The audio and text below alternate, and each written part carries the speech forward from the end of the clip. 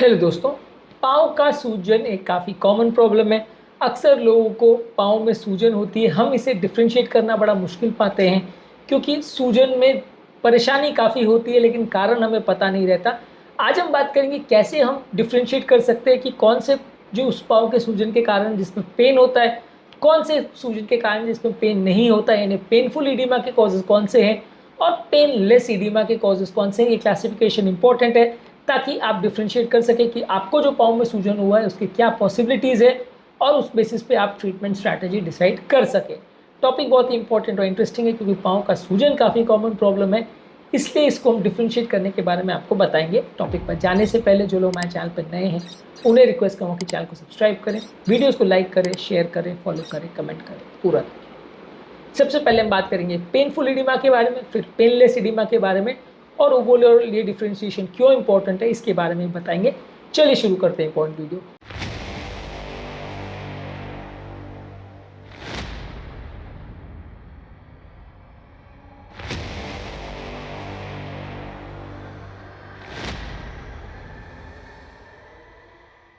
सबसे पहला painful पीडियल oedema के कारण क्या होते हैं। सबसे पहला सेलुलाइटिस। सेलुलाइटिस में अगर पाँव के अंदर कोई इन्फेक्शन हो जाए तो वहाँ पे पेन होगा, रेडनेस होगी, स्वेलिंग होगा और एक पाँव में ज़्यादातर होगा। साथ में पेशेंट को फीवर और कमजोरी, सुस्ती, ये सारी चीज़ें भी हो सकती है। बॉडी में सिस्टमिक इन्फेक्शन के साइन भी मिल सकते हैं। सेलुलाइटिस एक डेंजरस बीमारी है जहाँ पे अगर इन्फेक्शन शरीर में फैल जाए तो जान का खतरा हो सकता है। यानी कि अगर सूजन में पाँव में दर्द हो रहा है और खासकर एक पाँव में सूजन है और लाल पड़ा हुआ है तो सेलुलाइटिस की पॉसिबिलिटी ज़्यादा है, खासकर अगर आपको वहाँ पे बहुत पेन है और फीवर के साथ आ रहा है तो। इसके अलावा डीप वीनस थ्रोम्बोसिस भी इसी तरह की बीमारी है जहाँ एक पाँव की नली में अगर क्लॉट हो गया जिसकी वजह से पाँव लाल हो जाता है, पेनफुल हो जाता है, गर्म हो जाता है और चलना फिरना भी मुश्किल हो जाता है, चलने फिरने पर दर्द बढ़ जाता है। अगर इस तरह का आप सूजन है और खासकर एक पाँव में है और पाँव बहुत ज़्यादा मोटा या भारी हो गया है तो वो डीप वीनस थ्रोम्बोसिस उसको अपन सोच सकते हैं। सेलुलाइटिस में पाँव इतना ज़्यादा नहीं फूलता, डीप वीनस थ्रोम्बोसिस में पाँव ज़्यादा फूल जाता है, एक तरफ ज़्यादा होता है। इसी तरह से ट्रॉमा या इंजुरी होने पर भी हो सकता है। मान लीजिए आपको पाँव में कोई चोट लग गई है जिसकी वजह से वहाँ पे सूजन आ रही है, दर्द हो रहा है, टेंडरनेस हो रहा है। किसी पाँव में अगर मान लीजिए फ्रैक्चर हो गया, स्प्रेन हो गया, स्ट्रेन्स हो गया, इस तरह के पेशेंट्स में भी एक पाँव में स्वेलिंग ज़्यादा होती है। जिस पाँव में चोट लगी है उसमें ही ज़्यादा होगी और ये पेनफुल होगा। इसी तरह से आर्थराइटिस भी एक बीमारी है जिसमें भी रूमेटॉइड आर्थराइटिस और गाउट वाले पेशेंट में भी आपको हाथों और पाँव में पेन होगा और साथ में आपको जॉइंट के पेन, स्टिफनेस और जॉइंट के मूवमेंट में प्रॉब्लम्स हो, इस तरह के सिम्टम्स देखने को मिल सकते हैं। यदि इस तरह का कोई भी फीचर मिल रहा है और साथ में अगर पर्टिकुलर जॉइंट पे या खासकर दोनों जगह पे सूजन मिल रही है और स्वेलिंग मिल रही है तो आर्थराइटिस एसोसिएटेड इडिमा हो सकता है। इसी तरह से वीनस इंसफिशिएंसी भी एक बीमारी है जहाँ पाँव की सर्कुलेशन कॉम्प्रोमाइज़ हो जाती है, पाँव की नसें थोड़ी ख़राब हो जाती है जिसकी वजह से पाँव में भारीपन होना, दर्द होना या बहुत ज़्यादा झपक झपक के पेन का एहसास आपको होता है। खासकर अगर आप लंबे समय तक अगर खड़े हो या कोई काम नहीं कर रहे हो तो उस समय आपको पाँव में वीनस इंसफिशिएंसी वाले केसेस में भी पेन होगा।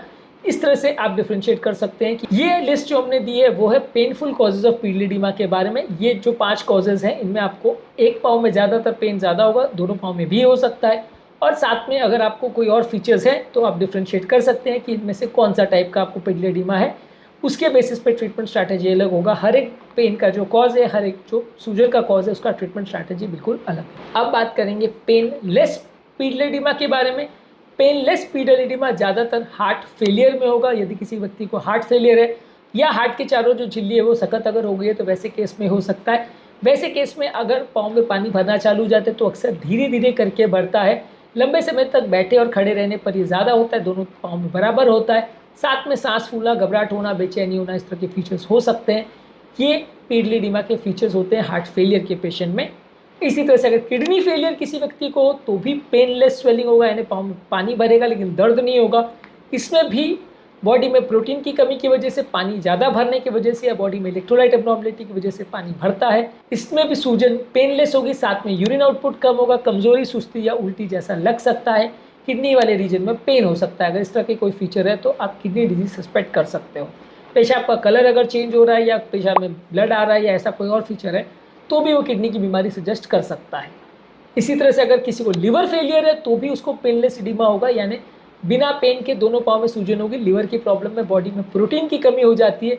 Late stage of liver disease में लोगों को दोनों पाँव में दर्द होगा। साथ में अगर जॉन्डिस होना, ब्लड ज़्यादा जाना, पेट ज़्यादा फूल जाना, पेट में पानी भरना, या लिवर फेलियर के और फीचर्स अगर मिलेंगे, भूख नहीं लगना, वॉमिटिंग होना, ये सारे फीचर्स अगर मिल रहे हैं तो आप लिवर डिजीज सोच सकते हैं। इसमें भी दोनों पाँव में सूजन होगा और पेन लेस होगा।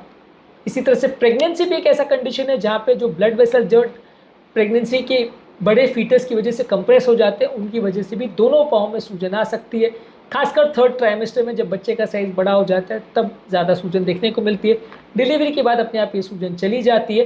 प्रेगनेंसी के टाइम हार्मोनल चेंजेस की वजह से भी और पेट का प्रेशर बढ़ने की वजह से ये सूजन आती है। ये भी पेनलेस इडिमा होता है। इसी तरह से कुछ दवाइयों की वजह से, जैसे कि एनएसएड्स या एम्लोडिपिन जो एक हाइपरटेंसिव मेडिसिन है, इनके साइड इफेक्ट से भी सूजन आती है। ये भी दोनों पाँव में होती है और ये भी पेन लेस होती है, यानी दर्द नहीं होता। इसी तरह से लिम्फीडीमा एक बीमारी है जहाँ पाँव का लिम्फेटिक सिस्टम जो है वो ब्लॉक हो जाता है, जिसकी वजह से दोनों पाँव में लिम्फ, जो कि एक प्रोटीनेशियस फ्लूइड है, नॉर्मली लिम्फेटिक डक्ट्स जो है ये प्रोटीनेशियस फ्लूइड पाँव से कलेक्ट करके हार्ट के पास लेके जाती है, लेकिन जब ये नसें फूल जाती है, सूज जाती है, तो पाँव में सूजन होने लगती है। और इसके साथ पाँव में जैसे एलिफेंटाइटिस होता है वैसी बीमारी देखने को मिलेगी, यानी हाथी पाँव होता है। पाँव में स्किन चेंजेस देखने को मिलेंगे, पाँव बहुत ज़्यादा फूल जाएगा और बहुत ज़्यादा गंदा देखने को लगेगा। ये ज़्यादातर एक तरफ ज़्यादा होने के चांसेस ज़्यादा है। फाइलेरियासिस की बीमारी में ज़्यादा देखने को मिलता है, पर दूसरी बीमारियों में भी हो सकता है। तो ये है पेनलेस पीडलेडिमा की causes. Heart failure, kidney failure, liver failure, pregnancy, दवाई की वजह से और लिम्फीडिमा की वजह से पेनलेस इडिमा होगा। पेनफुल और पेनलेस इडिमा के बीच में क्लासीफाई करना जरूरी है, क्योंकि अक्सर इन क्लिनिकल फीचर्स के बेसिस पे ही काफ़ी केसेस में हम पता कर सकते हैं कि जो पाँव का सूजन हो रहा है वो किस कारण की वजह से हो रहा है, और उसके हिसाब से हम अप्रोप्रिएट जाँच भी करवा सकते हैं। अब मान लीजिए हम किसी को हार्ट फेलियर की वजह से, किडनी फेलियर या लिवर फेलियर का प्रॉब्लम है, हम उसका डॉपलर कराएंगे जो कि डीवीटी में करना चाहिए, या उसका इन्फेक्शन के लिए जांच कराएंगे या आर्थराइटिस के लिए जांच कराएंगे, तो मतलब नहीं। गलत तरह से अगर हम फॉलोअप करेंगे तो कोई मतलब नहीं निकलेगा। इसलिए अगर थोड़ा सा हिस्ट्री के बेसिस पे या फीचर्स के बेसिस पे हमको आइडिया मिल जाए तो जांच कराना थोड़ा ईजी हो जाता है, पेशेंट का पैसा भी बचता है, टाइम भी बचता है, और सही इलाज करना थोड़ा ईजी होता है। उम्मीद करूँगा कि आज के टॉपिक में कुछ नया जानने को मिला होगा। पाँव के सूजन संबंधित और भी हमने काफ़ी वीडियोज़ किए जो कि आप हमारे चैनल पर देख सकते हैं। टॉपिक एंड करने से पहले जो लोग हमारे चैनल पर नए हैं उन्हें रिक्वेस्ट करूँगा कि चैनल को सब्सक्राइब करें, वीडियोज़ को लाइक करें, शेयर करें, फॉलो करें, कमेंट करें, पूरा करें।